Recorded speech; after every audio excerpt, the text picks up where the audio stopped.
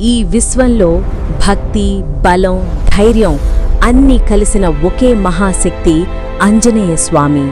అంజనాదేవి గర్భంలో జన్మించిన ఈ దివ్య బాలుడు వాయుదేవుని అనుగ్రహంతో అపార శక్తులను పొందాడు. ఆ కారణంగా ఆయన్ను వాయుపుత్రుడు, మారుతి, బజరంగబలి అని పిలుస్తారు. బాల్యంలోనే హనుమంతుడు అసాధారణ శక్తిని ప్రదర్శించాడు. ఆకాశంలో ఉదయిస్తున్న ఎర్రటి సూర్యుణ్ణి ఒక పండుగ భావించి దానిని అందుకోడానికి వేగంగా ఎగిరిపోయాడు. ఆ దృశ్యం చూసిన దేవేంద్రుడు వజ్రాయుధంతో అతనిపై దాడి చేశాడు. ఆ దెబ్బకు హనుమంతుడు భూమిపై పడిపోయాడు. ఇది చూసిన వాయుదేవుడు కోపంతో గాలిని ఆపేశాడు. ప్రపంచం మొత్తం శ్వాస ఆగినట్టయింది.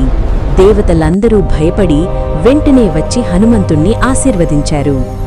అతనికి అపార బలం, అజేయత్వం, చిరంజీవిత్వం ప్రసాదించారు. కాని అతని అల్లరి వల్ల ఋషులు ఒక శాపం ఇచ్చారు. నీ శక్తి నీకు అవసరమైనప్పుడు మాత్రమే గుర్తుకొస్తుంది. కాలం గడిచింది. ఒకరోజు హనుమంతుడు శ్రీరాముణ్ణి, లక్ష్మణుణ్ణి కలుసుకున్నాడు. ఆ కలయిక అతని జీవితాన్ని మార్చేసింది. ఆ క్షణం నుంచి హనుమంతుడు శ్రీరాముని సేవకుడయ్యాడు. అతని శ్వాసంలో, అతని హృదయంలో ఎల్లప్పుడూ రామనామమే. సీతమ్మను వెతికే సమయంలో హనుమంతుడు మహాసముద్రాన్ని దాటే సాహసం చేశాడు. అతను పర్వతాలను దాటి, మేఘాలను ఛేదించి అపార వేగంతో లంకకు చేరుకున్నాడు. లంకలో అతను ఎన్నో రాక్షసులను ఎదుర్కొని చివరకు అశోకవనంలో సీతమ్మను కనుగొన్నాడు. ఆమెకు రాముని ఉంగరాన్ని చూపించి ధైర్యం చెప్పాడు. శ్రీరాముడు తప్పకుండా వస్తాడు అని నమ్మకమిచ్చాడు. అతని వీరత్వాన్ని చూసిన రాక్షసులు అతని తోకకు నిప్పు పెట్టారు. కాని అదే నిప్పు లంక నగరానికి వినాశనమైంది.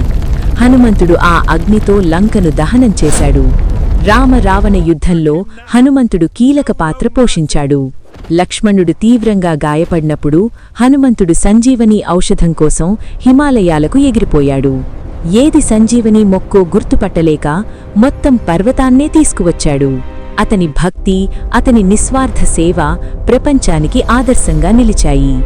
ఒకసారి తన భక్తిని నిరూపించడానికి హనుమంతుడు తన గుండెను చించుకొని చూపించాడు.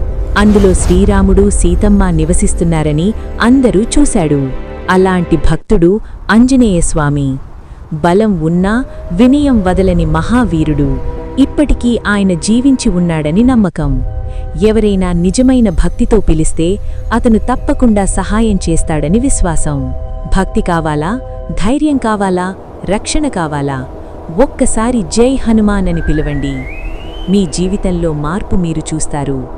జై శ్రీరామ్, జై హనుమాన్.